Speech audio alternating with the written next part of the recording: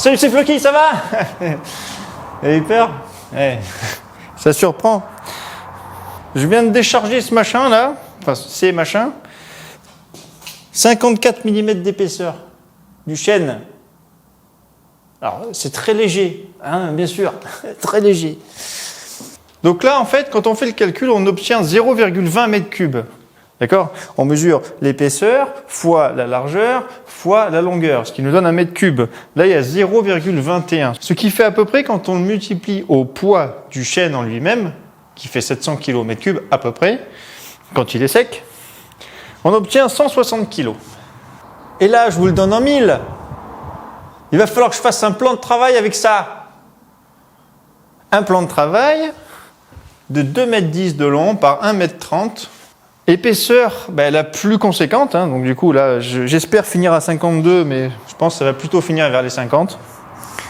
Et il y a un jambage, donc un jambage c'est une partie verticale qui est de la même essence et qui va vers le sol pour tenir le machin. Cet ensemble-là va être posé sur des caissons de cuisine, une cuisine qui a été posée par quelqu'un d'autre. Voilà un peu le projet. Donc en discutant un petit peu avec eux, on s'est mis d'accord. Et je leur ai proposé de faire les largeurs les plus conséquentes possibles pour qu'il y ait le moins de jonctions. Mais, parce qu'il y a toujours un mais à l'atelier Floki, je refuse catégoriquement de laisser le cœur.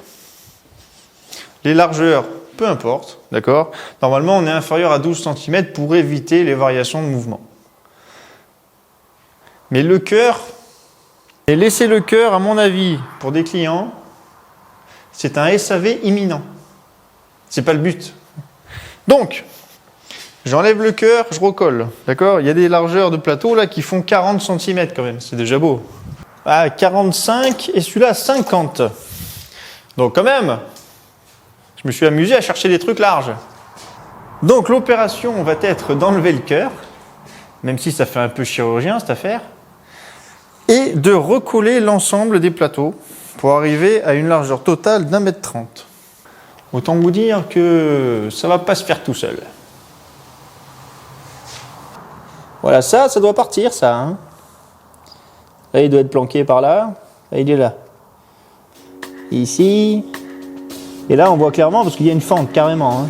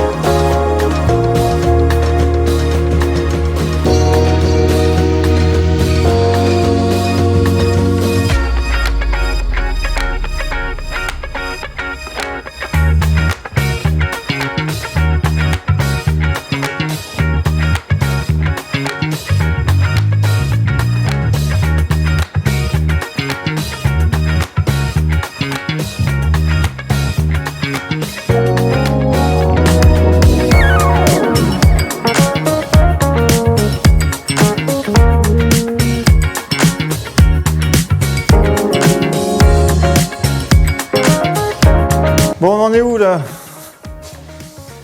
Le bois est prêt, vous avez vu comment c'est lourd, hein. Donc j'aurais dû mettre une séance d'ostéo sur le devis. Je pense que je le mettrai sur la facture. J'ai préparé pour l'usinage avec la toupie, j'ai monté l'hélicoptère là, pour faire une rainure de 15 mm. Donc là ce sont des fers de 12. Sur l'autre, le jambage est quasiment fait, il est en train de sécher, je vais vous montrer. J'ai fait par retournement de la pièce. J'ai passé parement sur table, contre-parement sur table et j'arrive à une rainure de 15 mm. Pour y mettre du contreplaqué de peuplier dedans, comme j'aime bien faire. Rainure, fausse languette. Mais là-dessous, j'ai des épaisseurs qui sont complètement aléatoires. Je voulais garder quand même une épaisseur conséquente ici. C'est ce qui était prévu. À la base, je devais faire 50, voire plus si je pouvais. Mais le truc, c'est que là, je finis à 48. Et il y a des parties dessous qui sont pas passées. Donc pour éviter de finir à 40 ou 42, je laisse comme ça. Donc il n'y a pas de problème en soi. Le seul hic, ça va être que là, par retournement, là je vais me retrouver avec un problème. Du coup, je vais devoir faire tous les passages avec parement sur table et régler donc du coup la hauteur de la toupie en fonction des 15 mm quoi. Donc il y aura toute une série de passages. Je coupe la toupie. Je remesure pour arriver à 15 mm. Voilà. Tandis que l'autre, je faisais un passage, retournement. Ah, la batterie va s'arrêter, là, je le vois. Pour une fois que je le vois. Donc, qu'est-ce que je voulais dire? Ouais, donc là, on est 2200 mm par 1120, je crois. J'ai 1120, là. Ouais, 1116, 1114, 1118. Pourquoi j'ai des inégalités? Parce que dans le bois, au départ, sur le prédébit, eh ben, j'ai conservé le maximum de bois en fait. J'ai pas déligné d'un côté et fait un délignage parallèle avec l'acier à format. J'ai coupé en fonction de ce qui se passait sur le bois. Ce qui fait que là, il y a une planche par exemple, ici j'ai 16 et là-bas j'ai 12, etc. Voilà, c'est pour conserver un maximum de bois et puis pour respecter un petit peu tout ça quoi. Je préfère le faire comme ça maintenant. Donc usinage à la toupie, une profondeur de 15 mm et une hauteur de 15 aussi. Après centré évidemment dans le bois bien sûr. Donc 48 pour le passage, ce qui fait que le bas de la fraise de 12 est à 16 mm. Bon c'est 16,5 mais normalement 16 c'est bien. C'est bien d'avoir un petit jeu pour insérer le contreplaqué. Un tout petit. Contreplaqué de peuplier, hein, classique 15 mm. Avec des bandes de 28. La rainure fait 15, 15, 15, 28. D'accord, il y a 1 mm de chaque côté pour être sûr que chaque lame touche en fait. Hein. Parce qu'il n'y a rien de plus chiant là. Quand on est en train de coller et tout, et en fait, ah non, il y a 1 mm de trop. Ça m'est déjà arrivé ça aussi. Bon, les explications, c'est à 5 minutes, hein, comme d'habitude. Donc, place à la toupie.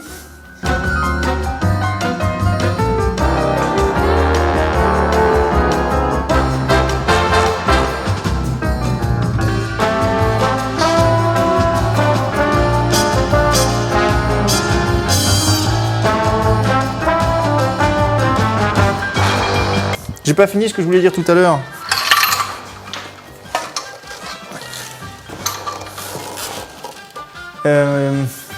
Oui, il y a des parties qui ne sont pas passées pour garder un maximum d'épaisseur.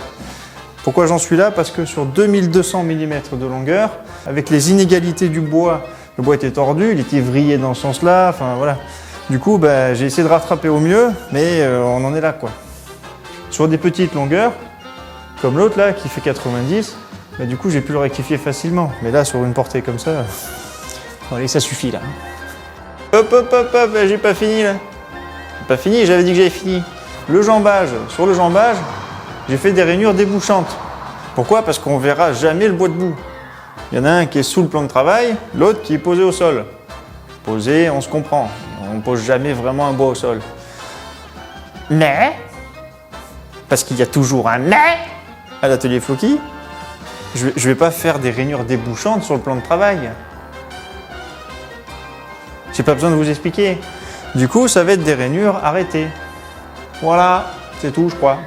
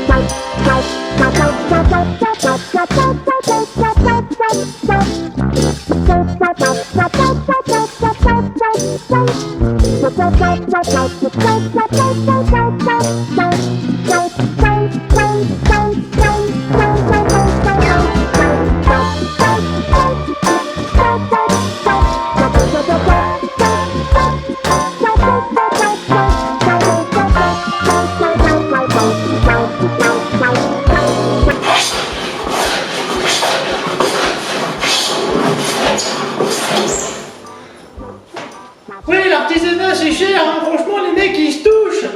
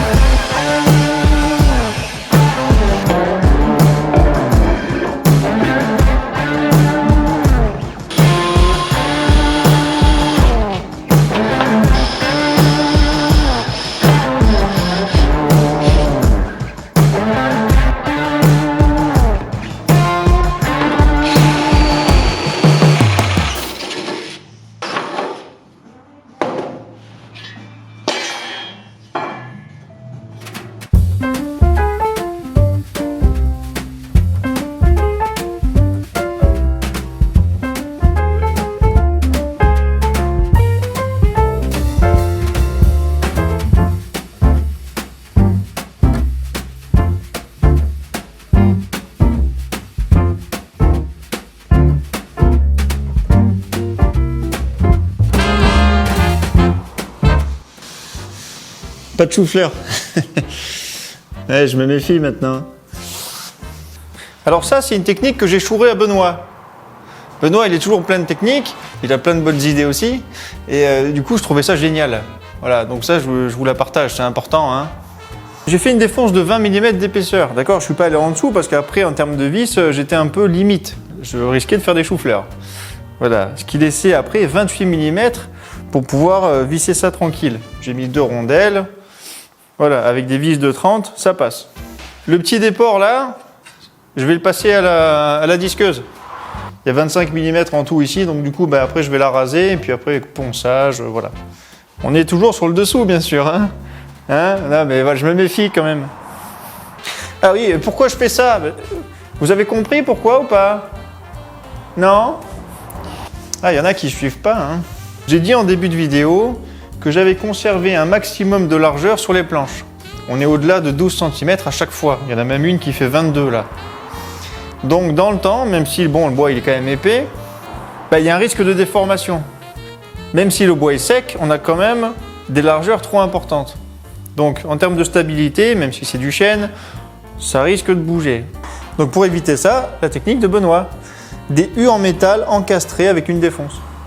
La chose très importante, c'est avant le vissage, de faire un trou oblong, normalement. Normalement, on fait un trou oblong. Vous savez, c'est une espèce de trou comme ça qui est ovale, quoi.